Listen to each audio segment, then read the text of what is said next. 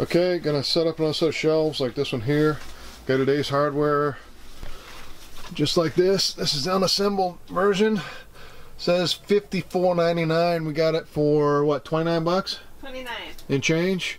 Sets up in less than 5 minutes. Real easy, fairly rugged. You set up another one of those, put plants on, and just wanted to show you guys because it's a nice shelf unit, and it's capable of holding how much? 1,000 pounds? 2,000 pounds total, looks like.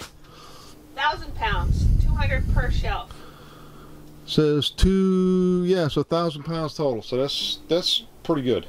And for 5-minute setup, and the interlock on the side. See the top edges? Interlock, so you can have a bunch of them set side by side and it'll lock together to make them more stable.